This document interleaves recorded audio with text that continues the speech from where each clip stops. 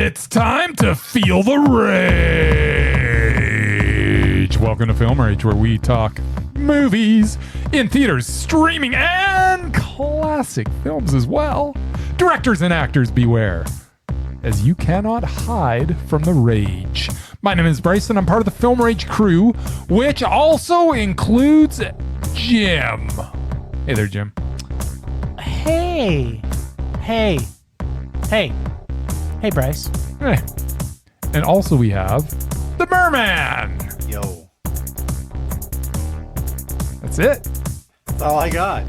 All right. Usually you got more. I'm here. What do you want? Yeah. What more do you want? He's here. That's all I can ask. All right. Anything more would be greedy. That's right. Greedy. So with the introductions out of the way, let's rage on. Well, thanks to all been supporting us. If you love our independent podcast, please like, subscribe, share, and give us a 5-star rating on your listening platform, or support us and join the Film Rage community by joining our membership at buymeacoffee.com/filmrageYYC. If you cannot commit to a membership, you can still buy us a movie rental and dare us to see a terrible movie from the past or the future, for all I know. As long as it played in cinemas. That's the only rule now. Because we watch kids' movies, we watch conversion films. You know what? If you were I don't know why you bring up conversion. We love our rom-coms. If you're in your right mind, you'd all dare us to see all the conversion films that we've missed over And make the sure years. there's plenty of period pieces too. Oh, well, you know, sometimes period pieces are not bad. And we may hear something more about that later on. All right, well, enough of that. Let's get to raging. What would the amazing Murman predict? What would the amazing Murman predict? Will he predict the rage or will he predict the mondo? Will he tell us all what Bryce and Jim saw at the movies? Here he comes, swimming. You better look now. Close your eyes now. Swim, Open, Murray, surprise. Swim, Murray, swim. Swim, Murray, swim. Murray. Swim, Murray, swim. Are you done? never Swim, done. Murray. Swim, Murray, swim, Murray. Swim, Murray, swim. Swim, Murray. God, I really hate that. All right, so we saw a bunch of movies. Well, you guys did. We did. First on my list here is The Fabulous Four. Yes. With Starring- what did they call her? The Divine Miss M or some shit like that. Oh, yeah, they did once upon a time. that what they call I her? believe she was called that for a bit. And Megan Mullally, who has one of the most annoying voices on the Yes. planet. Really? Hilariously. And I annoying. can't remember the third person. I just know Susan Sarandon's in it too. Susan Sarandon and Cheryl Lee Ralph. That's the other annoying one. Yes. What? I was trying to remember what her name was. Hmm. Looks stupid. All right. I definitely glad I missed this one. Okay. Let's go Double Rage. Although Double I'll probably be wrong about that now. Double rage. Double rage. Here we got I don't even know. Rage times 2. Widow Clicquot. Clicquot. Clicquot. I don't know. Widow Clicquot. Clicquot. Or as I like to call her, Clip Clop. Clicquot? I know. No, not Clicquot. Clicquot. Clip Clop. I like Clicquot. I've got some ColecoVision it's games we can period piece, and there's some rom-com, and I think it's about wine. play. Yeah, So, it's not a rom-com. Jim doesn't like his period pieces too much, so he might have given it a meh. And Bryce loves this historic shit, so I'm Really? gonna say he give Do it a I? You I'm do. gonna say he's gonna give it a mondo. Yeah, you usually do. Really? Yeah, usually because a lot of stuff in the period piece era has And nothing it going looks on. slow, usually- and there's yeah, a lot of talking. That's usually you. It's That's usually yeah. you. Well, now that you put it that way, I could see how, but I don't think that I'm heavy. Historically, I don't think I'm heavy mondo on the period pieces. in period piece say film heavy. rage history, you are very mondo on period Put it piece. this way, you're more apt Really? to like it than we are. Really? And of course, the last one, the big Money maker. $2 billion box office hit, Deadpool and Wolverine. Deadpool and Wolverine.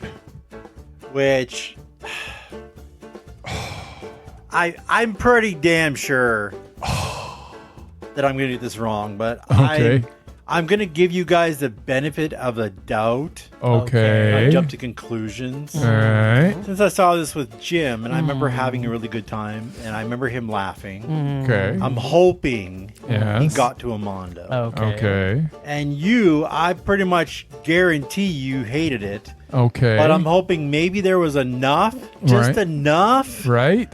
to give it a man. Why would you assume I hate it? Because you hate most superhero movies. I hate don't. most superheroes. You also don't like superhero- Ryan Reynolds. I always so say if it's a rule. superhero movie, It's so a it's man. meh. That's usually what I he just says. said. There you go. So And he's like, it's a superhero movie, so it's a bleeping rage. yeah, that's usually me these days. Anyway, there you go. So you guys all mixed up, man. I don't know about that. I do. Nailed it. Probably not, but again, don't care. Okay, before we start this, I just had a question for you guys. It kind of came up. Kind of came up while we were watching some of these movies the other night, and I thought, if you were a porn star, what would your porn star name be? I don't know. I'm thinking mine might be Little Cum Dumpster. Ah, Oh, yes. Yes. What do you think? I believe Should I use that? I believe I've heard that before. Oh, there you There go. you Perfect. So you haven't got one thought out yet? I don't know. Jim Smith? Okay. That sounds a little boring. Here comes Jim very Smith with his hanging meat. There's only about 10 million of those in the world. But none that are in porn. I think you probably find you're wrong about that. That If you they did- go by Jim Smith. What about They maybe might be. John Smith? It John might Smith's a be. more popular name. If they don't want their family to know the real name, they might John make up. They might Smith. just call then themselves they- Jim Smith. No, they're gonna call themselves something ridiculous. You never know. Well, have you thought one out I yet, think you Mert? should look that up.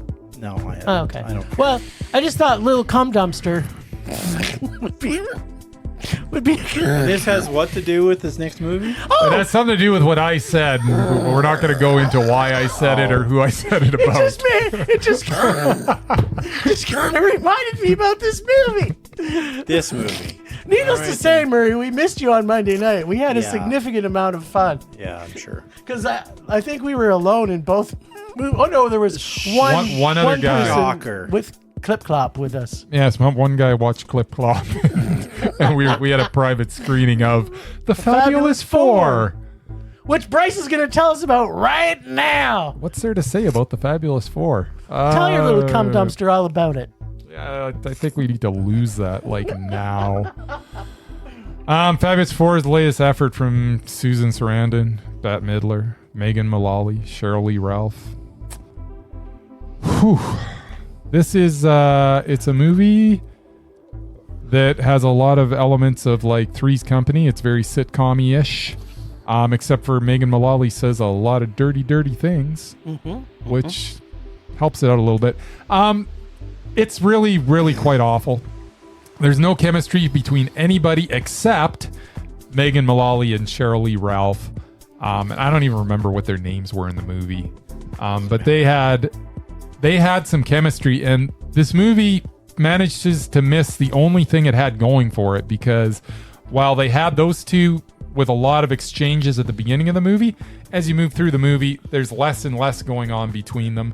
And that was the only thing that was good about this movie. It's Kitty and Alice, by the way. Kitty and Alice. Sure.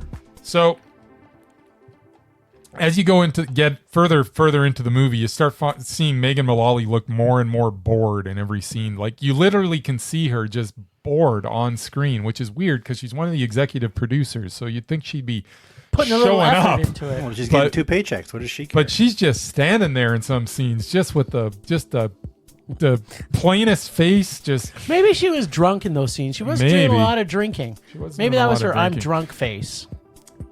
But I can't say that I didn't laugh.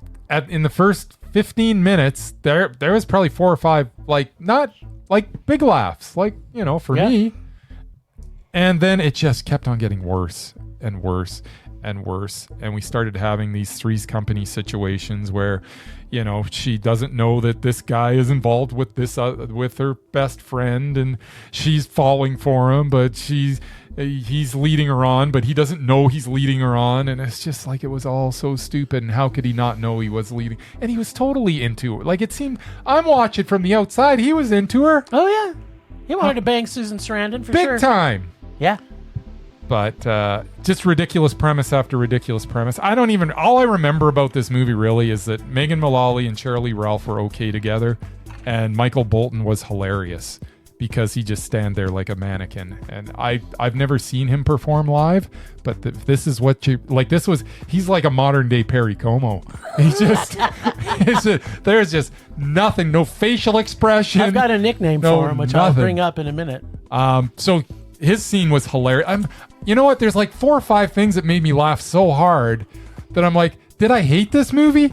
And the answer is yes. Yes, I did hate this movie. It's very poorly written. It has no cohesiveness whatsoever to it. No. It's just scene after scene where I don't even think there was a script. They have 2 writers credited with this, but I don't think they wrote a script. I think 90% of this is really bad improv. Was it one's name was Chat and the other one was GPT? No, this Chat GPT. GPT could write something better than this. Yeah, Chat GPT would have put out a far, far superior script to what this was. See, this movie pretty much should have been subtitled "Old Biddies Go to Europe," which there's been 10 of those in the last 2 years. They didn't go to Europe. They didn't go to Europe. Wherever they were, went to going. Key West. Whatever, they went to same Key West. thing. And here's the thing about Key West. By the way, anybody who's screenwriters were Anne-Marie Allison and Jenna Milley, which I don't think I think maybe they were there. I don't think they're. And they might have wrote a script, but that's not what got put on the screen because that was fake. That was 90% improv. I mean, it was so awful. But it was badly. And improv. they just kept it was bad improv. Maybe it was 2 days of shooting, and they just kept whatever they had. Maybe. But if you've been to Key West, anybody that's been to Key West, the only thing that's important about Key West is a couple of things. And they showed the locations of those. Number 1 is chocolate-covered key lime pie, which they never showed, and conch fritters, which are everywhere. And they're disgusting, just so everybody knows. It's almost like a joke. No, it's the conch shell? I know what a conch shell is. The thing that's inside the conch shell is conch. And it's like everywhere. And they eat that? Yeah. Gross. It tastes like toenails. I don't understand the poster either. Why is Bette Midler like making a touchdown sign? She's like going touchdown, and then you got Megan Mullally holding up the bouquet like she caught it, but she never caught a bouquet. This wasn't in the film. It's just bad film altogether. Well, it was awful. It was a rage. Yeah. I hated this movie. However, I mean, I can't say that I didn't laugh like in the first 15 minutes and at Michael Bolton. Not with him, at him. Yes.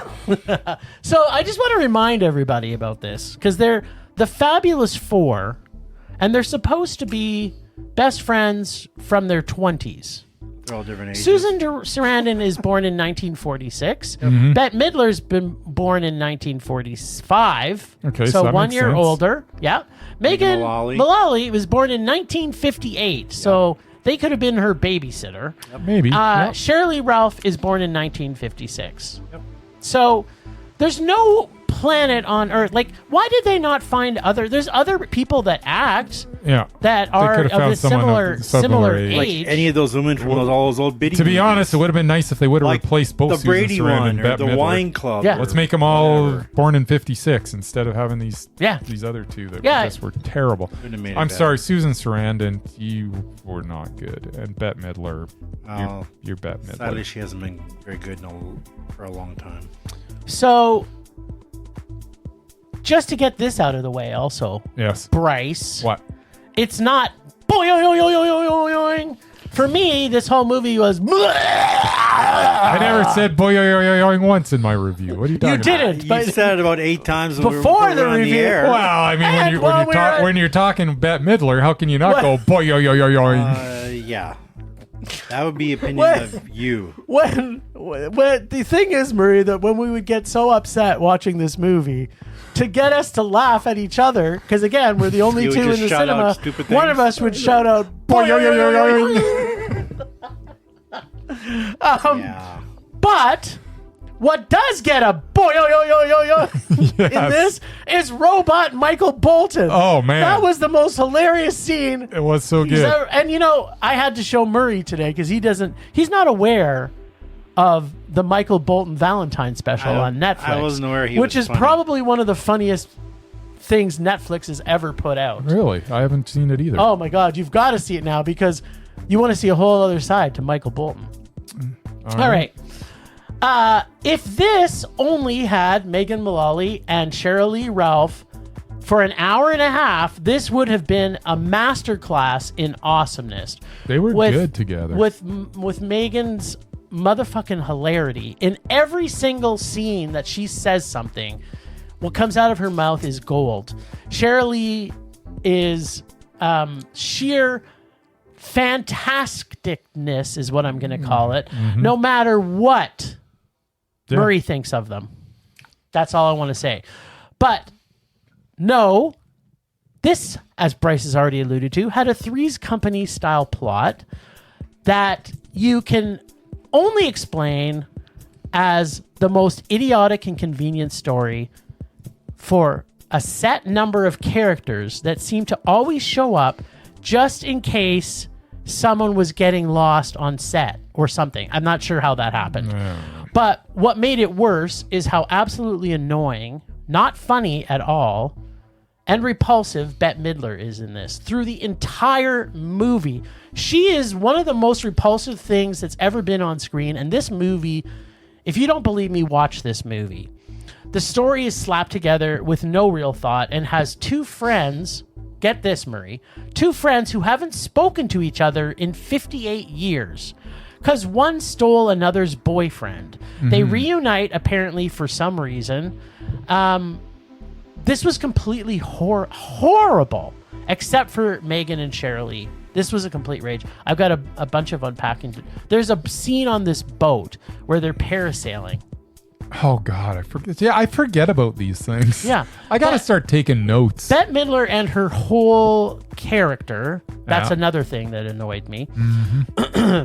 What What was with the set cast? Like, they meet, like, I know that Key West is not a huge place, but every single place they go, they bump into these teenager, like maybe 20-year-olds getting married from the plane. They were terrible, too. They were terrible too. But it was like the things that made this so awful was that like the whole interplay between Susan Sarandon and Bette Midler, who were, I mean, it's kind of Susan Sarandon's story, really. Yeah. It's ultimately she's the star of She's this. supposed to be the main She's character. she's the main character. She's kind of the Yeah. main character, but none of it fits into the story properly. They're just like Bryce said. I think this was a lot of ad-libbed, and it was just not funny. And I Not just, funny. I felt so bad for Bruce Greenwood. I just like, dude, what are you doing? Why? Yeah, well, he picked the wrong. He picked the wrong horse. Bet on the wrong horse. Oh, I knew it was something to do with horse. Bryce knows a little about that. Yeah, he knows about horses. Yeah, this was terrible rage. Murray, you nailed it. Glad I missed it. But Michael Bolton was gold. Michael Bolton was gold, and so was Megan. I'd Like not she to see was, a movie. she's Yeah, she funny was. in everything. But you know what? I think I turned to Bryce, and the thing that was really missing from this movie was Nathan Lane and the Sewer Boys. That could have pulled this movie out. If anybody, Need a little bit of gay to make it a little funnier. yeah. Well, just the Sewer Boys from Just the Sewer I Boys. don't know yeah. It's from the musical. What musical? What? Wasn't it Bros, the musical? I don't Yeah. know. Never saw Bros. it. So good. I just That was what it I was assumed it called, wasn't it? I think some so. Bette Midler movie. All right, so the other movie we saw was Widow Clip-Clop. No, Little Klim-Clom. No. No, Widow Clicquot. Clicquot? Clicquot. It's actually Widow Clicquot. Clicquot. They It's even spelled- say it in the movie, Clicquot. I know, but they're British pretending they're French. Yes. Yeah, well, What's up with that, first off? fine. This period piece biopic of But they Widow didn't sit there and Clicquot- talk with French accents. No, they didn't, which was good. Yeah. Played... That's what you want. Even though they're in France? Yeah, I don't know why the Brits are always wanting to make French movies. I think they're jealous or something. I don't know. Oh. So, this period piece biopic of Widow Clicquot Vision, played by Haley Bennett, has an interesting structure to it. At times, it's kind of all over the place, jumping around in time frames, both before and after she becomes a widow. On top of that, there is a lot of references to mental health and bisexuality and homosexuality, open marriages, but never quite truly defined. Although there is not really the story, but it adds a layer to the story. So they have all these things that are inferences that they kind of throw in very, very, very, very subtly. But it gets woven into the story, and I don't know, I don't think it made it. It didn't destroy the story, but I almost sometimes thought, do we need it? And it did keep me guessing a little bit. There are definitely things about this film that make it unique to this genre of biopic. So it's not a traditional biopic, I felt. Like the subliminal sounds that come throughout the film, like flies. Like we're watching the movie and all of a sudden you hear these flies and there's not it's not like, and they had other sounds. And I think that it kind of messes with your comfort while you're watching it. On top of that, the director, Thomas Napper? Yep. Does give us the feels of what 1800s France looked and felt like. And did give us a story nicely full of dread, I want to say. I felt the dread that this film, it carried dread through the entire movie. Was it not the time of Napoleon? It was the time of Napoleon. You're right, Murray. So that Napoleon and his reign is a big part of this film, which actually plays nicely into the dread, because you get the feel of what the people, especially business people, thought of Napoleon through this, because he almost destroyed the French. Yeah. Well, but you see other depictions of Napoleon, the people loved him, but certainly business people didn't love him because he almost put them out of business. Pretty sure the poor didn't like him either. Well, they didn't cut his head off, so that's a plus. Chance. Haley Bennett, I think, did an amazing job as the lead in this, but her husband, played by Tom Sturridge, I felt was not up to this task. Like putting her with him, he was blown out of the water by her talent. The story, like most biopics, is obviously enhanced for the screen, and to be honest, wasn't the greatest story. I think that her story of being this amazing female entrepreneur and visionary kind of gets overshadowed by the fact the story is a little boring as it comes to the end. Also, not sure why the English, as I've sort of already mentioned, are so enthralled in making French movies. I just keep asking myself, why did the French not want to make this movie?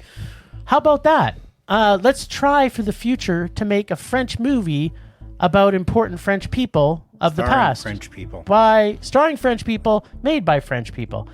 I'm sure this documentary would have been much more interesting and better than this, although I was a little surprised how much I did really enjoy this. After I got through it, I have thought more about it.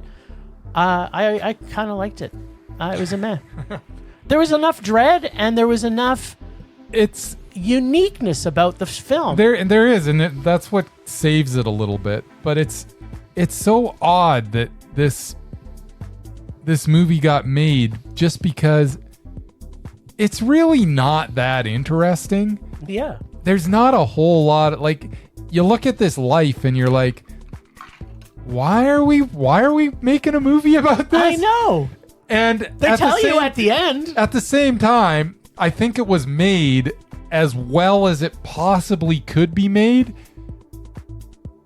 without having, a real dynamic character to kind of, focus around, because she was just someone that married into money, basically. Well, she came with money, though. And then she came for money, too. It was a bit of an arranged marriage, actually. From what I can tell from the trailer, basically, she wanted to run the vineyard, but of course she's a woman and wouldn't let her. Well, that's part of it. But yeah, it's kind of one of those movies where it's like, I don't like, why would they focus not focus more on some of the stuff that was maybe a little more interesting. And I don't even know if that would have worked, because they did skirt around the homosexuality and they did And the bisexuality. And it's just, everything was touched upon, but nothing was explored. Yeah. And even in the business practices and all this other stuff, everything was touched upon, but not really explored. And it's definitely Haley Bennett's movie, because she's in it the entire time. Yeah. While stuff's going on out off of the vineyard, we're only on the vineyard with Haley Bennett. Yeah. Even though some interesting stuff's going on well away from the vineyard. Yeah, exactly. And I didn't have enough budget and then to I'm show thinking, that. And I'm thinking, would it have been better if we did kind of follow whatever Sam Riley's character was? I can't even remember his name. Yeah, the wine merchant. The wine merchant. Would have been more interesting if we kind of followed him a little more, because he was kind of an interesting character. He was. Would have been more interesting if the accountant, if we kind of followed him a little more. I don't know, but I know that not a lot happened. No. The story And is that didn't- kind of not that but interesting. It's weird, because it wasn't that interesting. I didn't really learn anything. I did. Did you? Yeah, so they finished the movie, Murray, at the very end, and you find out that, like, Clicquot, can you Clicquot. Clicquot. Clicquot. That's it. Clicquot.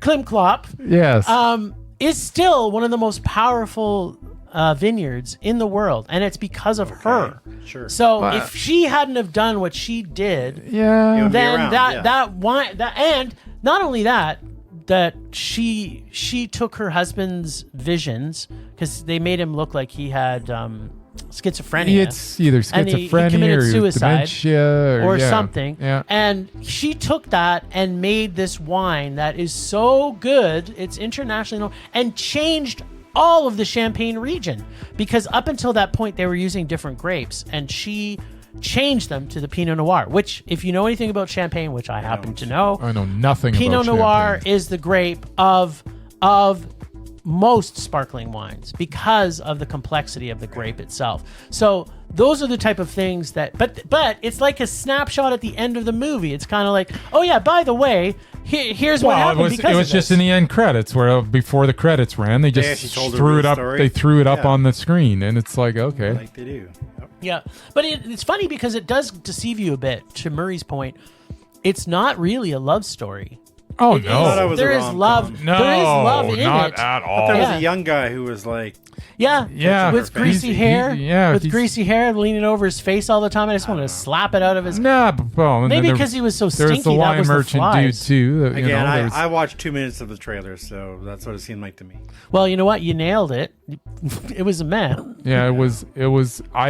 I think that I should hate it, but I don't. Yeah, The performances were too good. yeah, and the flies. And the fly, like there were some weird things that he just threw in for the, There's for- just it was just to say, let's say if this works, and you know what, kind of did. he was so hitting trying to hit out of the park, and Yeah. sometimes they hit. But yeah, it was man. I felt okay. So did you feel that because the fly sounds and the weird sounds, it kind of throws you off your game Yeah, as you're watching the movie? it was unnerving in something was- that really in a scene that really wasn't that unnerving. Yeah, I know, but it made it unnerving. But it was like, what's going on? it brought tension to the movie. Yeah. Where, may or may not have wanted the tension, because there is kind of tension. The whole time you're wondering, is she going to save this farm?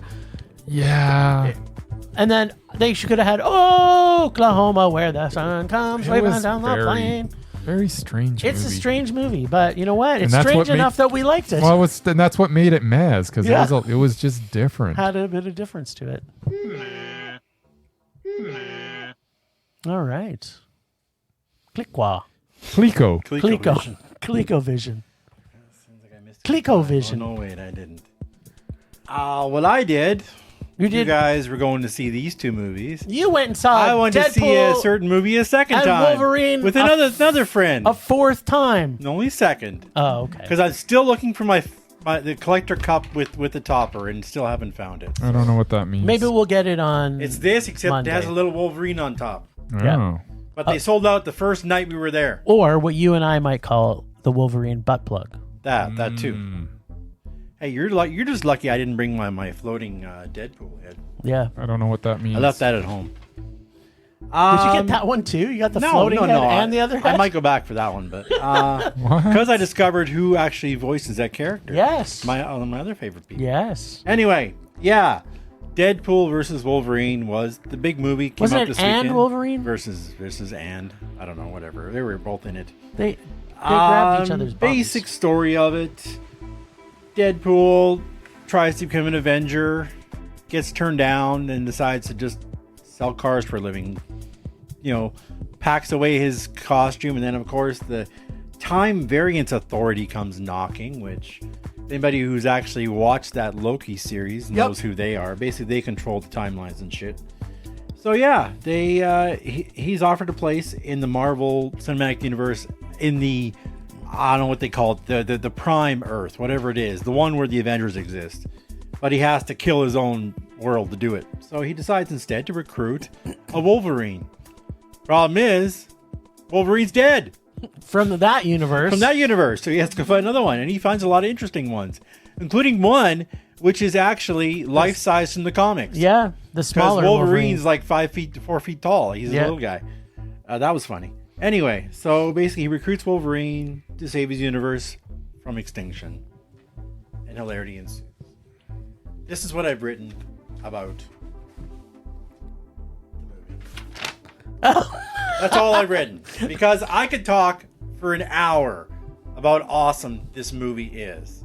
But I won't. I'll spare you two. So you have to tell everybody else what it is. Basically, I wrote Deadpool and Wolverine Mondo, which is my conclusion. But yes, I freaking loved it. These are two of my absolute favorite heroes who never got to do a movie. Well, they did one movie together, but it sucked. And then they actually invited a third one in, who's my other favorite. What movie did they do together? They did the Wolverine movie. It was the Wolverine the origin movie. Yeah. But the had producers Reynolds as decided the Deadpool. great idea to zip up his mouth so he didn't talk, which is defeats the whole purpose of Deadpool. And he But didn't anyway, have his Deadpool uniform on. He was kind of like no. had skin. I don't even remember it. He Yeah, had. He well, was like basically they used all the other mutants and created one weapon, whatever the hell it was called. Yeah. And it was Deadpool. Yeah. But they glued his mouth shut, and he had like Wolverine claws. yeah. Anyway, it was a terrible movie. That was one of the worst ones. But anyway, so that's where these guys actually met and became friends. So like 20 years later, whatever it is, 15 years later, they did the movie together. But yeah, they did a lot of throwbacks to some characters, some of the originals. I won't give any spoilers away, but you know. Oh, I'm giving away spoilers. If you watch the OGs, Everybody some of those knows by now. characters showed up. And yeah, as I said, 3 of my 4 favorite superheroes ever were in it, and the 4th one showed up too. So basically, it was, what do you call it? It was like your 4 of them. all-time favorite It was more than a of all? trifecta. It was better than a trifecta. Quadrecta? Yeah, because all Quadrilateral? 4 of them were in it, so that's all I Nice. needed. And yeah, it was funny as hell, and I saw it a second time, enjoyed it just as much as the second time. Nice. Yeah, of course it was a Mondo. All right. All right. Well, Throw it down. get ready for spoilers. Yeah. Because if you haven't seen this yet, it's only late? because every seat in your local cinema Sold out. was bought before you tried to buy one. So, rated R Deadpool finally makes it into the Marvel Universe. And along the way, he brings with him, and here's all the some of the spoilers, he brought along with him Blade, Gambit, Dogpool, X-23, and unfortunately, for those of us who watch this, Elektra. And, of course, Flame On, bitches. Flame on, bitches. This movie is funny as hell, and from start to finish is both hilarious and poking fun at nostalgia and the way that only Deadpool can poke fun. I mean, you found Disney too. Yeah, there's nothing off the table with Deadpool in this. Cocaine, apparently. Except for cocaine, yeah. What would they call it? Peruvian marching powder. Peruvian marching powder. There's so much in this to unpack, and is one of those movies that has so much happening that I felt as I was watching it that I almost needed to see it a couple of times. And it also helps if you know some of the in jokes. Yeah. If you don't really get the reference. Yeah. Like, for example, Wesley Snipes and Ryan Reynolds fucking hated each other when they did Blade Trinity.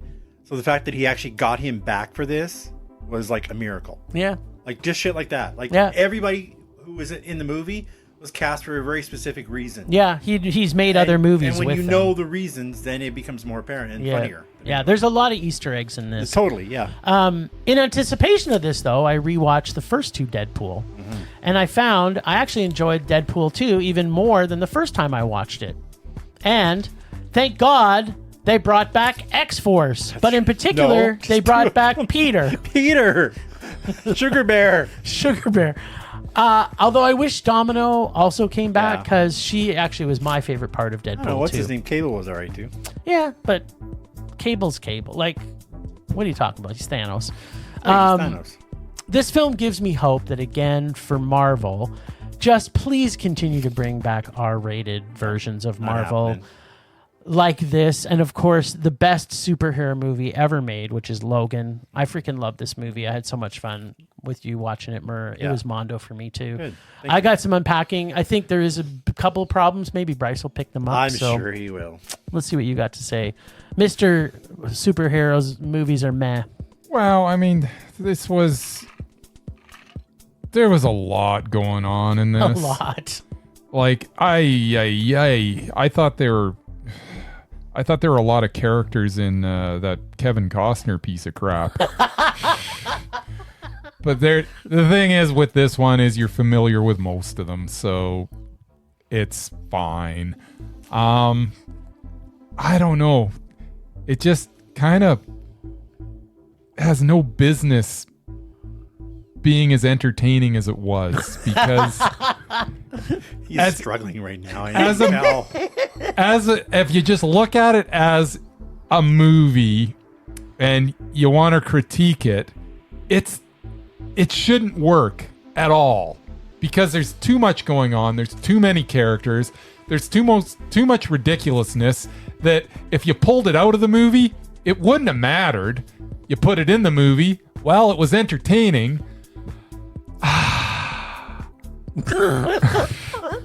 Okay, we're listening. He really wants to hate it. I know he No, does. no, that's not what it is. I don't want to hate it.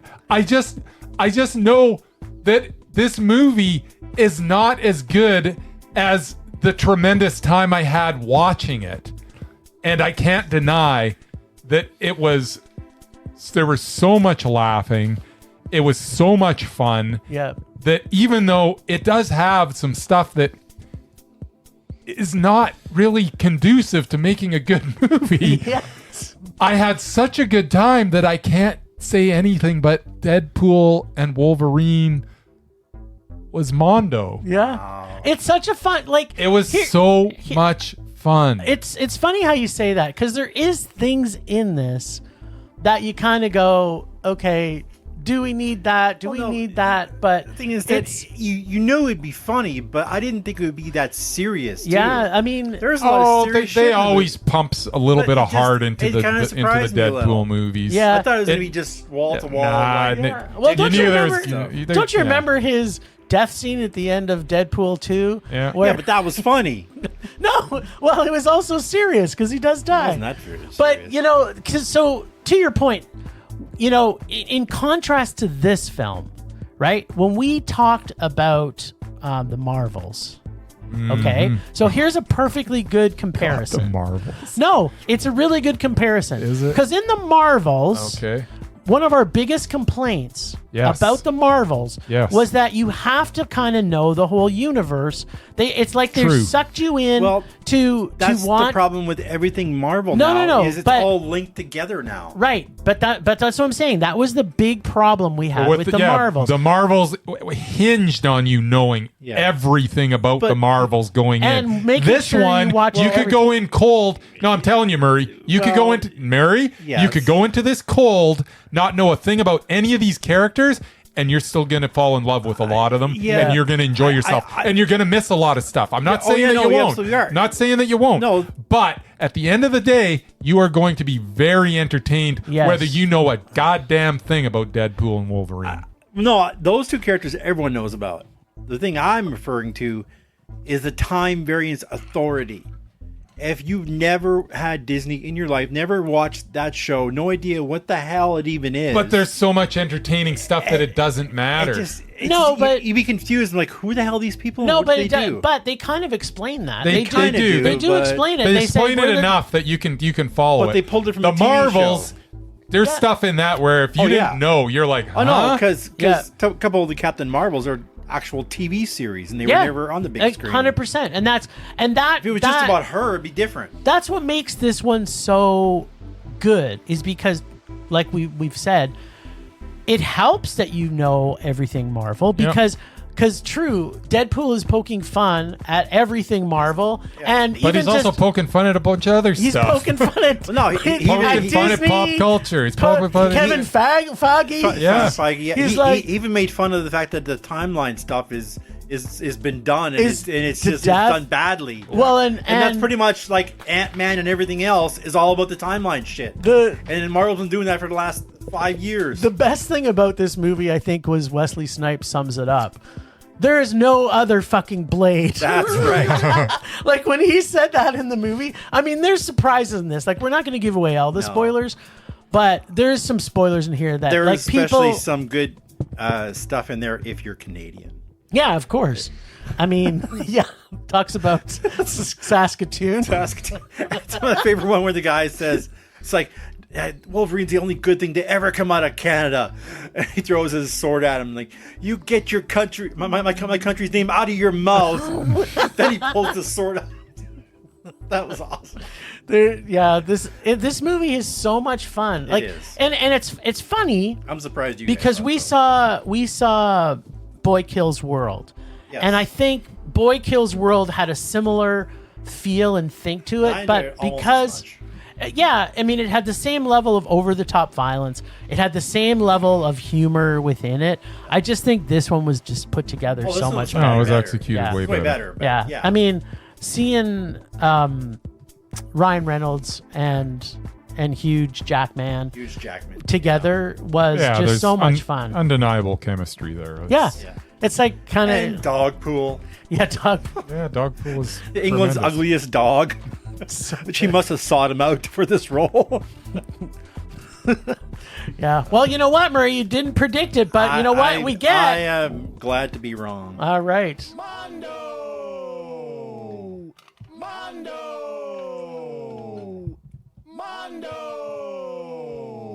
Yeah. All right, you guys got one more thing. This is one definitely that I would want to go back and see again.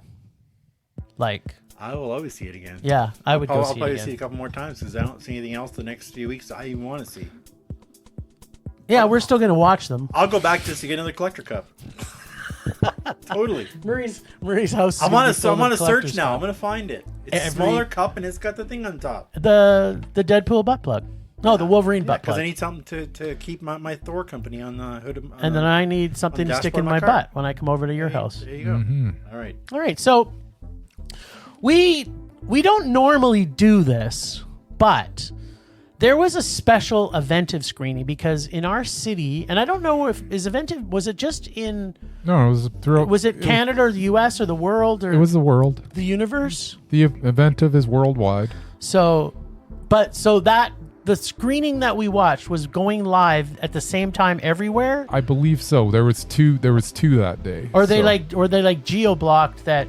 Every geo-block time had the same time we got to view it across the road. No, maybe. I think you could have got either one at the times, but Yeah. So this movie that we watched was called The People's Joker. And this film did play at one of our local film festivals, so it did get to play in cinemas here. Bryce and I didn't get to see it, unfortunately. So when we heard that Eventive was putting this on as a special event, we just said, we got to see it. Let's watch it. Yeah. So it's not, again, we don't normally do streaming for new releases. And this is coming to VOD. I know they told us in the pre-movie about 7 times when the VOD's coming on it. Yes. I'm surprised you got to deal with it. Yeah. Did you want me to go first on this? Yeah, by the go way? ahead. Yeah. So The People's Joker. Now, these are some of the things I liked about this film. That their best friend was Penguin's son and all his fish jokes. It's a parody of Saturday Night Live, where male characters become comics based on their penis size. The social commentary on society and how cis people, trans, gay, queer culture is confused basically about everything. So just like Deadpool and Wolverine, they're poking fun at absolutely everything. There's nothing that is off the table with this film. Yep. Also, it had creative artistic layers and goes from humans to dolls to animation to other types of animation to paper mache to anime Just to all puppets over the place. There's just so much different levels of creative artistry. It kind of sometimes takes you a little bit out of it.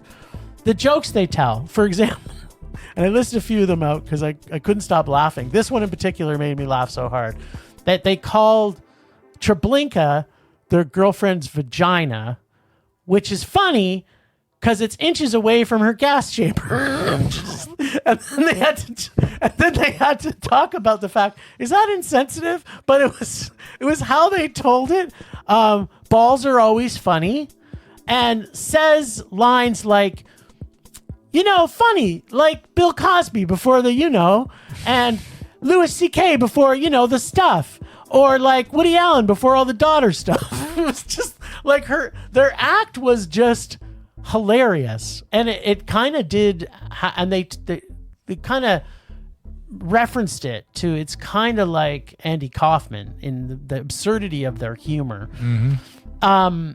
The comedy is so subversive and clever and quick, but at the same time, the production values at times are so terrible and basic. But it pokes fun at everything and everyone, including even making fun of trans culture as well, who they are part of.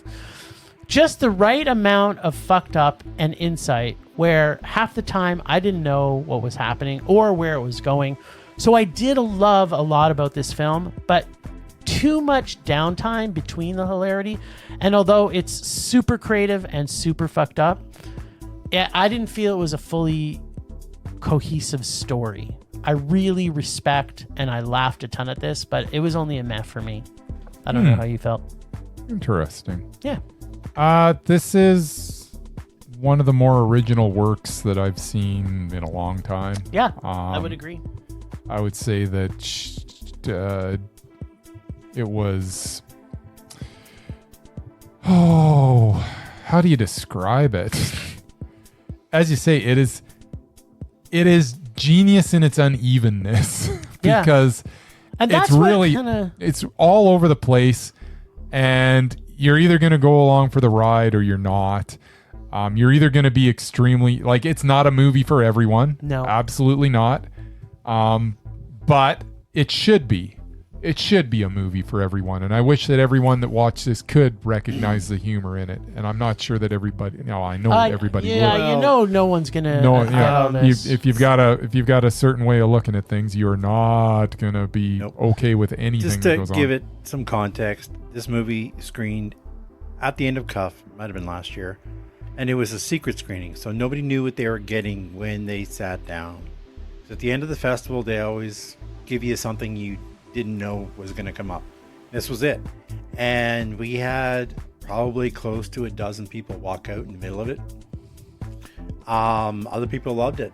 But yeah, the little bit that I saw, it definitely makes fun of the DC universe, which is, I think, why this guy is being sued by everybody. But yeah, I mean, if you can take a joke, great. If you can't, then you might not like it. Yeah, I think most people would enjoy this. I think a lot of people will love this. I really enjoyed it.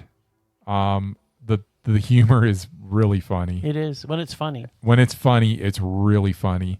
It's definitely an independent film. Yes. There are and its independence takes away from it a little bit. I think I would have liked it more. I love the way that it's not super cohesive in the way that in its visual style. I thought that was intriguing. but I still wish there was a couple more dollars injected into the making of this. Yeah. Everybody in it is spectacular. The penguin, oh my god. So The penguin is so good. Like, he's worth the price of admission alone. Yeah. I really, really, really like this. I really did, but at the end of the day, I can't give it a Mondo just because it's not a tremendously made movie, even though there's so much original stuff and so much artistic vision. And Vera Drew, I hope, gets a few more bucks to make the next movie. I really, think, really liked it. High, man. Just can't monitor. Yeah, I feel the same way. The cohesiveness to it, I think, is part of it. Like the production values and the cohesiveness, it doesn't tie itself back together well. Like, because you can keep that whole creative juices flowing, but you have to keep the movie flowing along with that creativeness. And I think it kind of falls apart as we get to the end. I kind of felt when there was about half an hour left, I'm like, okay, I'm done, right? And then there was another half an hour left, and I'm like, okay, I don't know how you're going to end this, but however you end it isn't going to satisfy me to where I was right here at half an hour left in the movie. Right. An hour in, you're still like, yes. And it's like, okay. Yeah. And then that's where it stopped. There, a lot of the humor kind of got out of it at that point. Yeah. And that's true. Because, I mean, this was only a 92-minute movie, and it did seem longer. Yeah, it felt longer. Although there was the short in front of it. There was, which was kind of hilarious. No, I think that, I don't know if I would suggest everybody see this, because I think, to your point, Marie, it's going to offend some people, but I wish... If you watch the trailer and you go, I think I need to see this, and you need to see it. If you watch the trailer and you're like, that looks terrible, I can't believe that they made it, well, then you don't want to go to it. Yeah, it's a good point. Watch the trailer, and then... If you've got, but maybe you should anyways. I think anything that's this artistic, it deserves a viewing. Oh, absolutely. Especially if you want to consider yourself, and I hope most of the people that listen to us would consider themselves film people, right? Like, we're not normally just talking about superhero movies and crap that Hollywood spits I'd love out. to see what they do next. I really would. I do too. I think let's give them an opportunity and see where they go. Yep. Double man. As you were doing that, We still reviewed it. I guess. And it is a new release. Like, we just don't normally do VODs. It was just because this was a special special event. And it's worth talking about. Yep. Sure.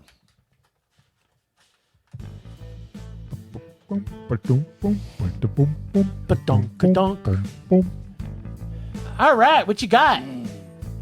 Your favorite Hugh Jackman movies? You're close. At the risk of taking even more abuse than my love for Ryan Reynolds, Hugh Jackman, and Deadpool vs. Wolverine, I'm going to talk about my favorite decade, the 80s. I thought it was the 60s. Specifically, my two favorite things about those 10 magical years: movies and soundtracks. Oh, God, the worst soundtrack era of our lives. These are not. I disagree. But that's why this is my minute. These are not in any particular order. It represent just not my opinion, but the general consensus. Okay. We're still going to throw in our 2 cents. Excluding you two. Yeah, we're going to throw our 2 cents in, but they'll be quick. And yes, you may hear the name Kenny Loggins. Oh, yeah, you'll hear it a few times if it's the 80s. So the only reason the guy had a career is for some reason. We got a movie coming out. Hey, Kenny, can you write us a song? King of the 80s soundtrack. Yeah, he was the king of something. The Big Chill. It's a good soundtrack. While I have not seen this movie, you cannot argue with the cast or the unbelievable artists who did the music. Starred William Hurt, JoBeth Williams, Jeff Goldblum, Nick Tilley, Tom Berenger, and Kevin Kline. I liked it. Good movie, good soundtrack. Heard so far, it through the grapevine. There we go. You can't always get what you want. The Tracks of My Tears. Yeah.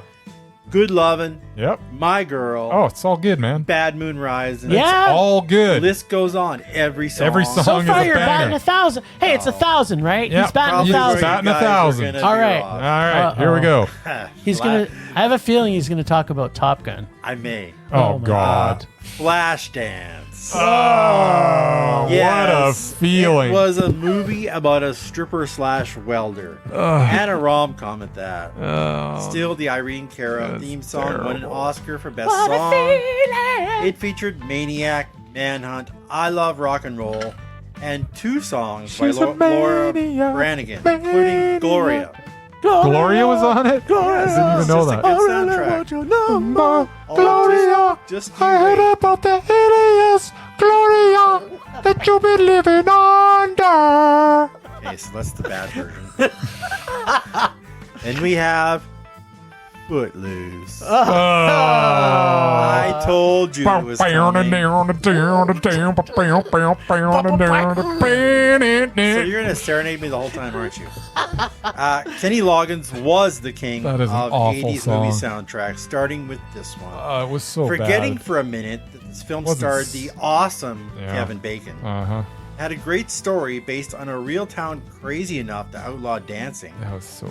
This movie had Terrible. arguably the best collection of songs ever assembled on one album. Oh my God, no! Yes. This was one of those ones that What are you talking about? I wish I was part of that church This- group that burned Okay, the let's hear records. what's on This it. is All I not my remember, minute. all I remember is Footloose. But what else was Let's there? hear it for the boy. Oh no! Holding Out for a Hero. No! Mental Health, Bang Your Head by Quiet Riot. Almost Paradise by Canada's own Mike Reno. Oh Loverboy. no! No! Hurts So Good. Almost paradise. Waiting for a Girl Like You. Uh-huh. Foreigner. Yeah. And 2 songs by I've been Mr. Loggins, waiting. including the catchy girl song like you. I'm Free. Mm. Something for everybody. Well, except maybe Bryce. Yeah, out of that, Let's dance! I could listen to the Quiet Riot song. That's it, because heavy metal's gonna rock the dead. We have Dirty Dancing. Just stop, Nobody Murray. puts Now the baby torch- in the Come on. corner. Now there's just torture. Nobody likes that. This was intentional. Everybody likes it except you two. Oh God. Whether you like the movie or not, I actually happen to think it was the late Patrick Swayze's best work. And I loved Roadhouse. He no. even sings one of the songs. Uh-huh. You got Big Girls Don't Cry, Will Yeah. You Love Me Tomorrow, Yeah. Do You Love Me, In the Yeah. Still of the Night. Yeah, those all are good. classic 60s Those tunes. are fine. With the But then- Oscar-winning but I then Had the- the Time of My Life. Nah, that's where we fall off a And cliff. Swayze's like She's Like the Wind, Which is and awful. Eric Carmen's Hungry Eyes. Oh my God. Round out this catchy Just selection. if of we could songs. eliminate all the '80s songs, we're good. That's not the point of it. Okay, here's one for you. Okay. Purple Rain. Okay. Oh, yeah. Yes. Darling Nikki. Yes. Full disclosure. Yes. In the Michael Jackson Prince War, I am Team Jackson. Team Prince. Team Not Prince. to say Prince didn't have some good songs, That's some awesome but songs. he was the only artist to ever turn down my man Weird Al for permission to parody his song. The only one. He- Of everybody he asked. He did. He turned him down, which means I guess he didn't have a sense of humor. Later in life, though, I think that he should have reconnected because He should have, but he asked, didn't. He asked at the wrong time when Well, Prince was all. He was full of himself. uppity. That's Pouty. the problem. But Prince actually had a good sense of humor towards the this end of his life. soundtrack was epic, even if I don't like Prince as much. I didn't think he was much of an actor. Mm. Plus, Morris Day and the Mother Bleepin' Time. Yeah. Let's Go Crazy, When Doves Cry, Yep. I Would Die For You, Yep. and the title track Yep. are all brilliant. And the title track, Darling Nikki. And Darling Nikki. Masturbating Masturbate with a magazine. Never saw it. Okay, Back to the Future. Ugh. You know I was putting this one Oh, on God, here. yeah. I was 15 years old. I moved don't to the- mind Huey. Just moved to the big city of Lloydminster, Saskatchewan, from my town of 3,000 people. Yeah. It was the summertime. I was Summertime. about to start Yep. grade 9 at a new school, and I had no friends yet. But I had Michael J. Fox. Oh. Back to the Future soundtrack truly had it all. One of the best movie songs ever by one of my favorite 80s groups, Huey Lewis and the Newsfellas. Power of Love, Power of Back Love. in Time. Back in Time. Michael Jackson's performance of Johnny B. Good. Yeah. Hey, he played the guitar. Uh-huh. And a couple of 50s classics like Mr. Sandman and Earth Angel. Yeah, it's actually not a bad Love soundtrack. this movie so much. I'm okay with this selection. I Even can brought listen to on this ZZ soundtrack. Top for the sequels. Yes. Okay, here's one you're probably gonna hate. Yep. Beverly Hills Cop. I'm trying to remember a song from it. Yeah, Herbie Hancock. Nope. Oh no. And now you have that tune stuck in your head. You're welcome. Who's did that? Axel F by Harold Faltermeyer. Harold Faltermeyer. Yeah. Anchored by songs like New Attitude, The Heat Is On, Bad, Neutron bad, Dance, bad, and of course, Nasty Girl bad, by Prince's co-star Vanity. bad, Whatever happened to her? bad. I love No Eddie talent. Murphy almost as much as MJF. Mm. Those two gentlemen were the 80s for me. Yeah, that's an awful soundtrack. Truly, the sequels weren't that great, but I did enjoy the last one. Nice. It might have been the music. And here it is. Ugh, the What? more Top Gun. Yeah, no, Murray. I know. There's you not a good both song on that hate album. This movie. No, I hate the soundtrack. Oh, maybe more than the movie, and you know how much I hate the movie. I was 16 and I thought this was the best film ever.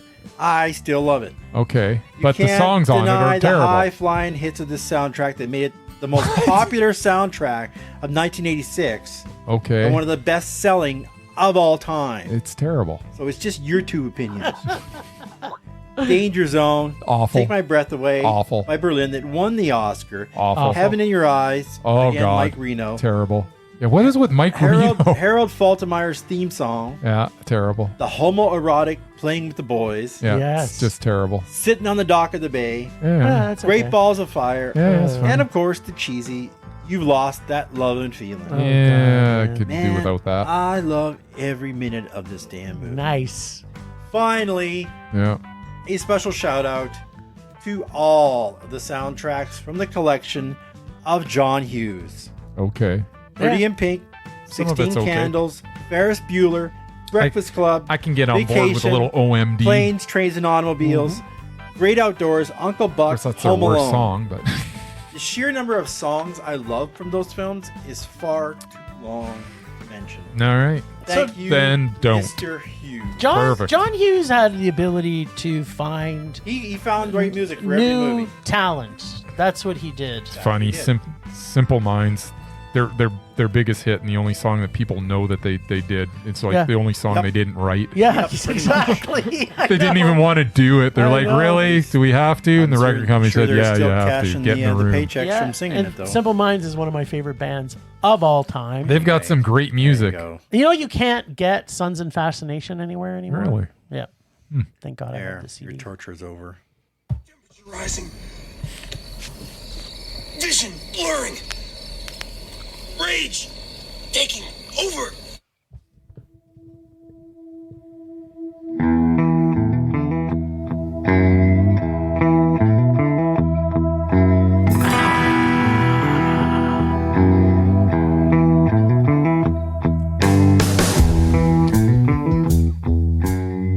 All right, my rage. I had like 5 or 6 different rages that I was going to do this week. That's a lot of rages. Yeah, I had a lot of stuff that was raging in my loins this week. But Loin rage. That's it's the best kind. The best kind of. it's Wish I had some rage in Boing, my boing, loins. Loin rage makes me. Yeah, so my rage this week is, can we please just not keep bringing back these nostalgia films? Like, we look at this, like, I don't even know who thought the idea of the Fabulous Four was a good idea. But, you know, the fact that that all of Hollywood, and I've talked about this till I'm sick of talking about it, and I'm just like, can we not just do new content? There's been a lot of talk online and the socials too about The You know, socials. I don't yeah, even know about- what that means. new movies that are coming out that are remakes. They're all There was a remakes. movie that They're all was one that remakes. was remade just recently that had like, it was made in English. They remade it a year and a half later I don't remember the name of it. And I'm just like, this whole thing of nostalgia is making me angry. That's my. Just you wait for the new Running Man. It was just because, that in itself is infuriating me. But the fact, I think, is that I absolutely think that Bette Midler is the most repulsive thing I've seen on screen in my entire life. You don't have to convince me. I never liked her. Oh, yo. No. Was she no. at least decent in Beaches? Well, that's the thing. You know, Bryce and I had a conversation. We did have a That was like, what, conversation. 1990? Specifically this is about off it. topic, but Yeah.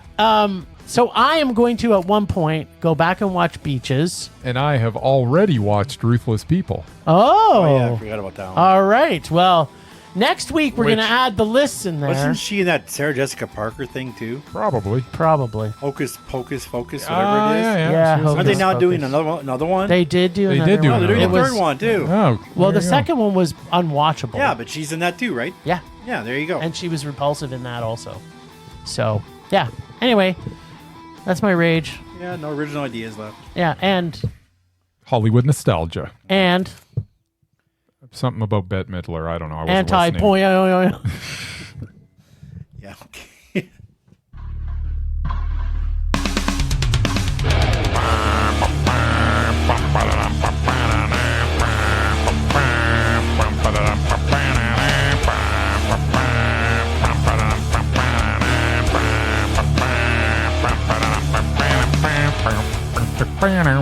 We have to write the words to that song.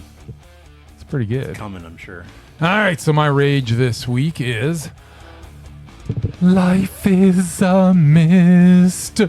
Madonna? Everyone against must Madonna? stand alone. I hear you call my name, and it feels like home. When you call my name, it's like a little prayer. I'm down on my knees. I want to take you there in the midnight hour. I can feel your power just like a prayer. I know I'll take you there. I can't get that goddamn song out of my head since Deadpool. That is my rage. Thank you, Madonna. Yeah. Sorry, what was your rage? I don't like that song. What? Oh. What would you not like about Madonna? That song. There's a lot in of things I don't particular. like about her, She's- but I don't have no problem She's with that the song. embodiment of female empowerment. I'm trying to think of a Madonna song that I truly like. Let me think. I like Let me Tru- I think. like True No, Blue. there isn't one. I like True Blue. I don't like True Blue. I like them all. I love Madonna. Yeah, I don't like She's Madonna. overrated. I think she's. Boy, yeah, yeah. There you go. I don't hate anything. I just don't like any of it. Like I would not, if it was playing on the radio, I would probably change the station. Yeah, I but don't you know. would It never, depends you on would what never song. listen to a radio station that played that song. Maybe Borderline. I could listen to Borderline. There you go. That's a good one. You know, here's the Didn't thing. you do like, a few songs from Dick Tracy? It's hard for people to I love that identify. movie. Dick There you go. Tracy's so good. It was She terrible. did some It was songs a good for that. movie. Yeah, it was awful. And She was great in it. and Bryce is awful. But you know, the thing is that best thing she's Madonna. done as an actress. Wait, I'm going to change my rage. Is it the Bryce? Because I can get on It's that. always Bryce. I can get on that. We're to be perfectly honest, your rage every week is me. Well, that's my rage every week, but I don't have a segment. Yeah, you do. It's You know, called you the should- Murman No, Minute. Yeah, you should- but mine comes before yours. you should. Wow. You should. So when someone finishes mine, I'm raging at you about something. You know what you should do, Murray, is you should do your favorite things that make you in the Merman Minute next week. That put make you all- rage? That make you rage about Oh, Bryce. yeah, maybe I'll do that. All right, you know what? So that was it. You You don't know like what? Madonna. All right. I then. know. I don't. I just know. I hate that fact that I can't get that bloody Well, song out. Of I'm my sure head. glad they put it in the movie. Preferred the movie from the. I literally the second sang it at one, but- work like 3 times. this Nice. There you go. Awesome. Now you have to buy the album. I guess what you're getting for your Glad you birthday this serenaded year. somebody else for a change. Madonna's greatest hits. week. There you go. The Immaculate Collection. Is that what they call it? Rage subsiding. Pulse slowing. Anger fading.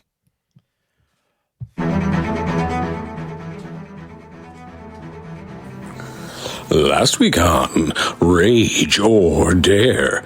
After his complaining ended, Bryce finally pulled the 1994 Hillary Swank classic, The Next Karate Kid, from Jim's evil bag of remakes and reimaginings. Hey, what the fuck, Jim? That's my shtick. You vying for my job, dude? You best check yourself before you wreck yourself, pal. This week, Mr. Steely Pants gets to choose to rage or dare or choose a real remake or reimagining from his God of Rage. Now, let's check in with Bryce and see if the Karate Kid thing gets to show the real goods of Hillary Swank's performances, or do we have to wait until she appears in Boys Don't Cry in 1999? Or maybe wait a little longer until she shows up in $1 Million Baby? Or is this just a wax on, wax off sort of thing? Come on, Bryce. Yeah. It's making me want to wax on. Or no, sorry, I want to wax off. The waxing off is the good stuff, right? I don't know. All right, tell us about the fabulous Hillary Swank and her new conversion therapy film acting. What? I don't Yeah, even that know one what hasn't you're come talking out about. yet. So the next Karate Kid, bit of an odd movie. Really? Yeah. So basically, it's about this teenage girl, and she loses her parents, and her grandmother, who lives alone with the teenage girl, played by Hillary Swank. Her name is Julie Pierce in this. She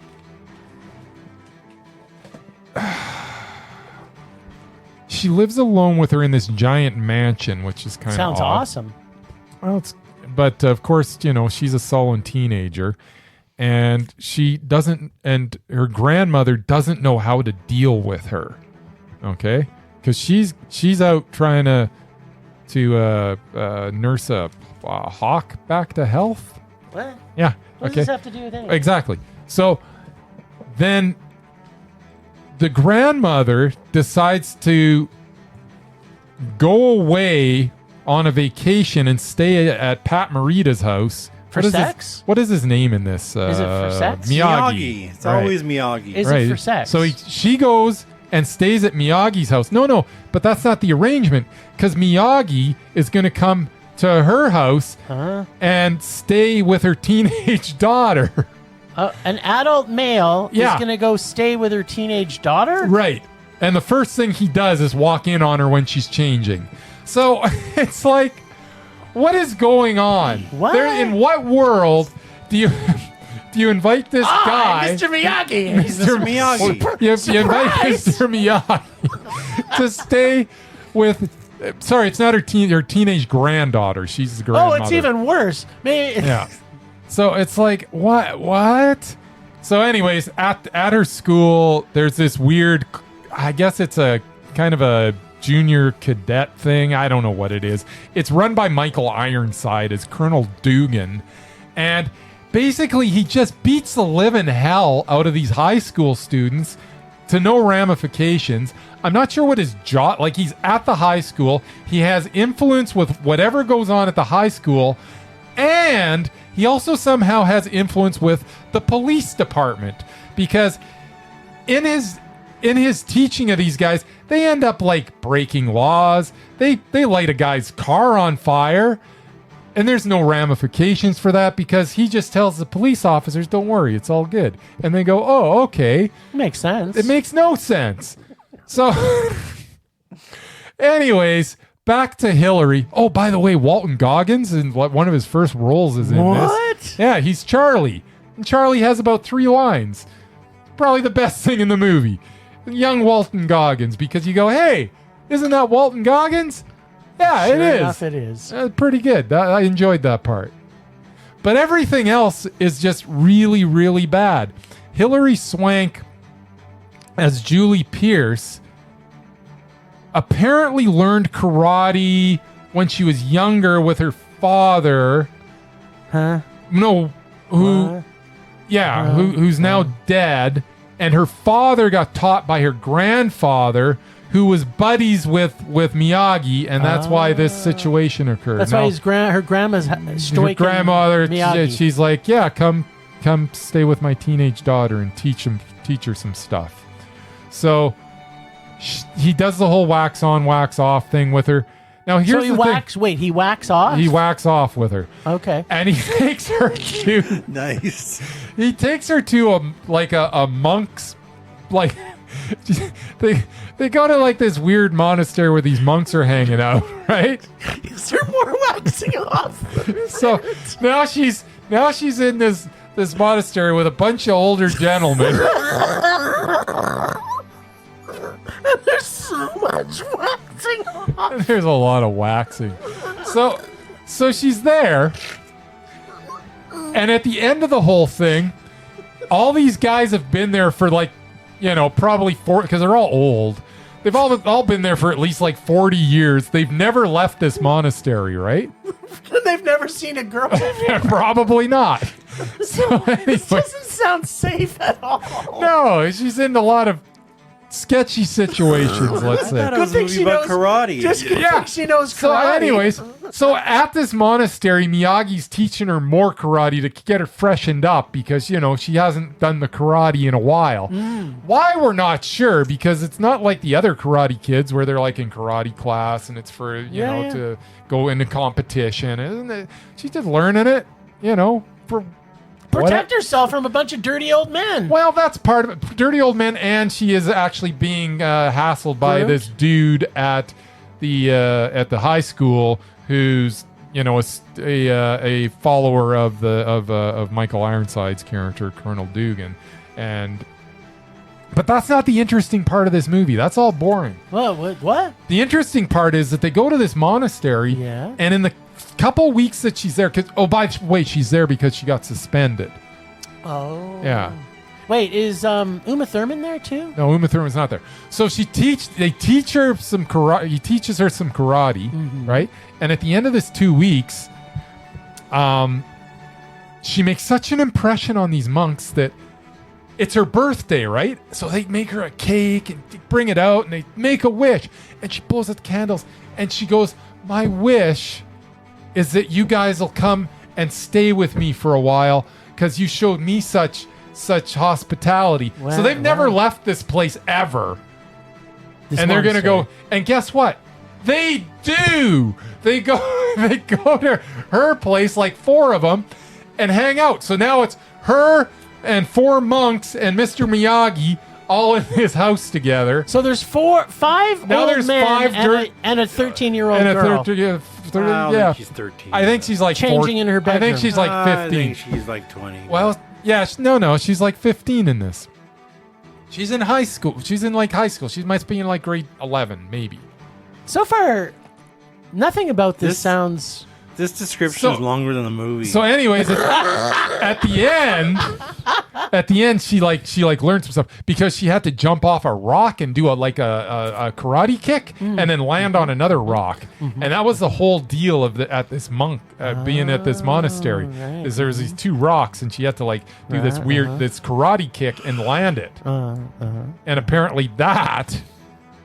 When she made her did like that, a- it was perfect. Made her like her karate master, I guess. It sounds awesome. So, anyways, in the end, she ended up fighting this dude that she was like, that was harassing her, and she like kicks his bum.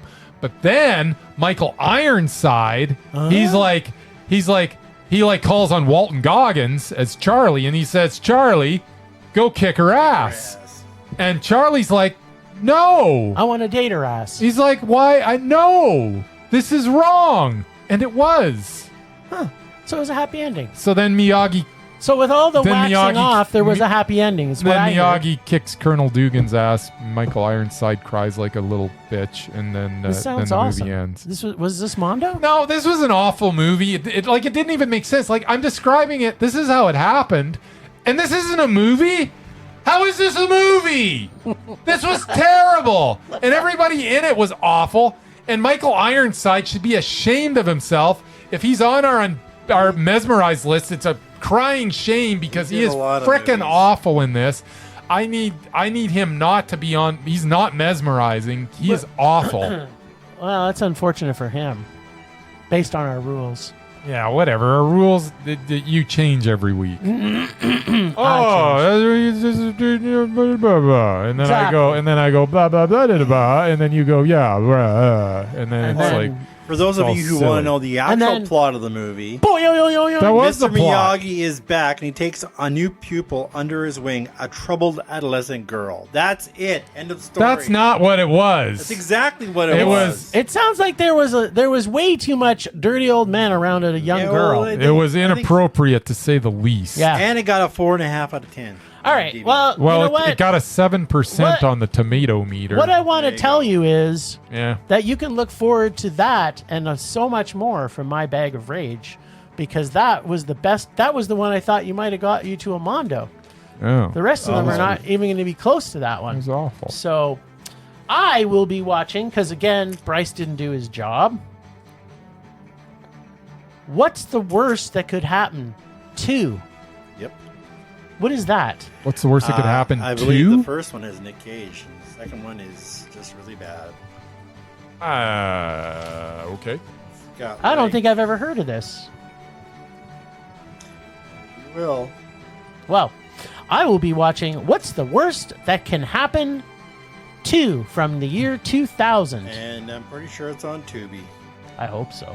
I love Tubi. Tubi's my What's new the worst that could spirit happen animal. was Martin Lawrence and Danny DeVito. That but was there the was first one. So there's a 2? Oh, right. We watched that one. Didn't we watch What's the Worst That Could Happen? Yeah, I don't think that there's a second one. Apparently. No. I just hope that Martin Lawrence isn't in it. I saw it on Tubi, so sure. Might have just come out this year, though. What? No, he said it was from the year 2000.